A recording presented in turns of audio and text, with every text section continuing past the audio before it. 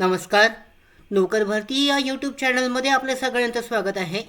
PCMC म्हणजेच पिंपरी चिंचवड महानगरपालिका यांच्याकडून प्राथमिक शाळातील विद्यार्थ्यांना समुपदेशन करणारी समुपदेशक पदे जाहीर करण्यात आलेली आहे. ही भरती या भरती संदर्भात जी अधिकृत जाहिरात देण्यात आलेली आहे याची विस्तारित माहिती आजच्या या व्हिडिओमध्ये आपण पाहूयात. तर यानुसार पाहू शकता जी अधिकृत जाहिरात आहे पिंपरी चिंचवड महानगरपालिका प्राथमिक शिक्षण विभाग यांच्याकडून जारी करण्यात आलेली आहे. त्यानुसार पिंपरी चिंचवड महानगरपालिकेच्या प्राथमिक शाळांमधील विद्यार्थ्यांना विविध मुद्द्यांवर समुपदेशन करणे समुपदेशक पदे तात्पुरत्या स्वरूपात एकत्रित मानधनावर 11 महिने कालावधीकरता भरावायचे आहेत. त्याबाबतचा तपशील देण्यात आलेला आहे. यानुसार पाहू शकता एकूण 25 पदे आहेत ही भरली जाणार आहेत. यानुसार पाहू शकता त्याची जी एकत्रित मानधन आहे समुपदेशक या पदासाठी एकूण 30,000 आहे. एकूण 25 पदे यानुसार भरली जाणार आहेत. शैक्षणिक पात्रता आहे UGC मान्यताप्राप्त विद्यापीठातून क्लिनिकल समुपदेशन मानसशास्त्रात नियमित पदव्युत्तर पदवी किंवा UGC मान्यताप्राप्त विद्यापीठातून वैद्यकीय आणि मानसोपचार कौटुंबिक आणि बालकल्याण या विषयातील स्पेशलायझेशनसह नियमित MSW master in social work किंवा UGC मान्यताप्राप्त महाविद्यालयातून मानसशास्त्र 6 युनिट, सामाजिक कार्य 6 युनिटमध्ये नियमित पदवी, मान्यताप्राप्त महाविद्यालयातून मार्गदर्शन समुपदेशनचा डिप्लोमा. त्याचबरोबर त्याच्यामध्ये अजून पुढे जे आहे शैक्षणिक पात्रता पाहू शकता अर्हता देण्यात आलेली आहे.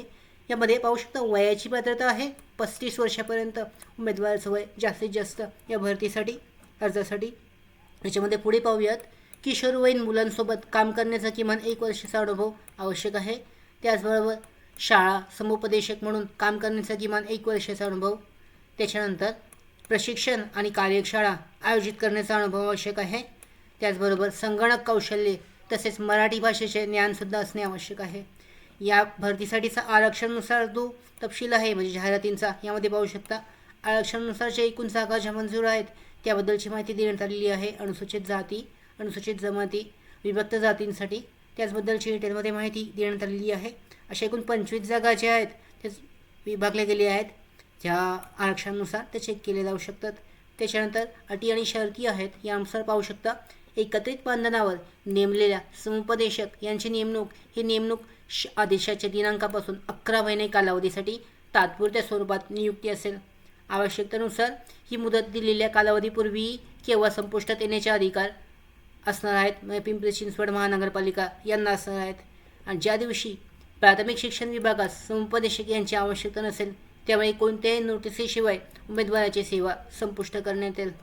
त्याचबरोबर सदरची निवड समुपदेशक पदासाठी केवळ तात्पुरत्या एकत्रित मानधनावर हंगामी स्वरूपाची असून उमेदवार मनपा सेवेत राहण्याचा अधिकार सांगता येणार नाही.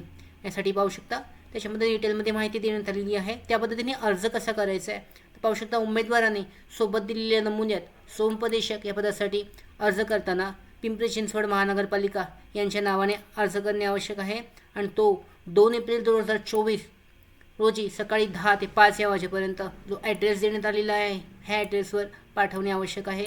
त्यावेळेस सादर करावा. हे अर्ज जे आहे ते स्वतः जाऊन देणे आवश्यक आहे. पोस्टाद्वारे किंवा कुरिअरद्वारे जे अर्ज आहेत ते स्वीकारले जाणार नाही आहेत. त्याच्यानंतर अर्ज 2 एप्रिल नंतर आलेले जे अर्ज आहेत ते स्वीकारले जाणार नाही आहेत.